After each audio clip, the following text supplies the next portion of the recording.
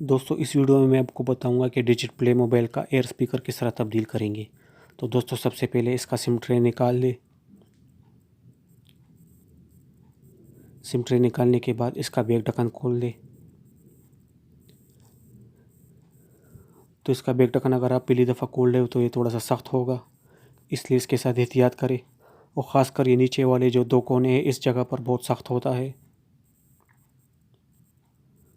जब इस जगह से ये खुल जाए तो फिर ये आसानी से और खुल जाता है, लेकिन इस जगह एहतियात करना है क्योंकि अगर आप ज़्यादा ज़ोर दोगे तो इससे आपका बैक ढक्कन भी टूट सकता है और आपका स्क्रीन भी टूट सकता है।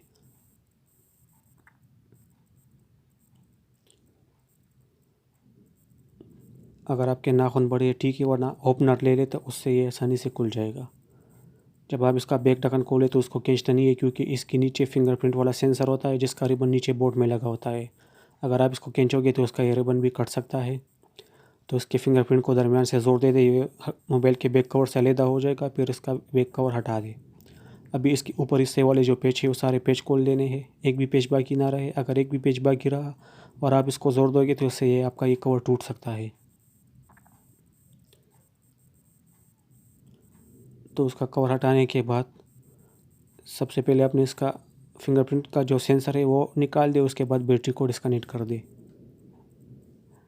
तो जैसे दोस्तों आप देख सकते हैं इसका फ्रंट कैमरा जो है इसके साथ जो ये लगा हुआ है, ये आपका एयर स्पीकर है।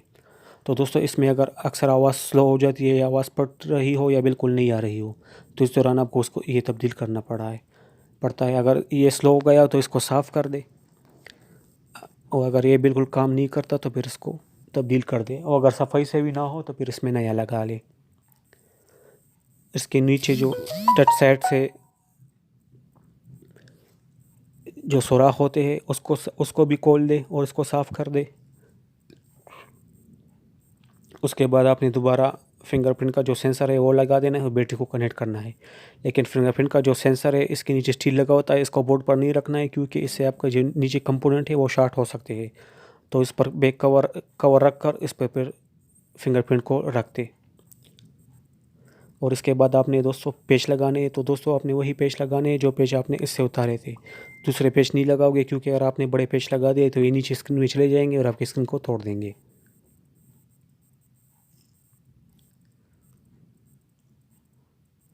तो दोस्तों पेच लगाने के बाद बैक कवर में सबसे पहले आपने फिंगरप्रिंट सेंसर को रख देना है, इसको सीधा रख दे और उसको थोड़ा सा ज़ोर दे। जब ये बैठ जाए फिर आपने इसका बैक कवर मोबाइल पे फिट कर देना है।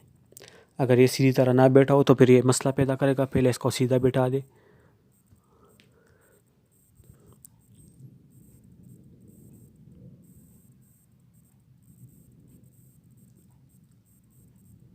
जब ये बैठ जाए तो फिर मोबाइल का बैक कवर मोबाइल को कवर में रख कर सीधा कर ले और थोड़ा सा ज़ोर दे दे तो ये ख़ुद ब खुद बैठ जाएगा।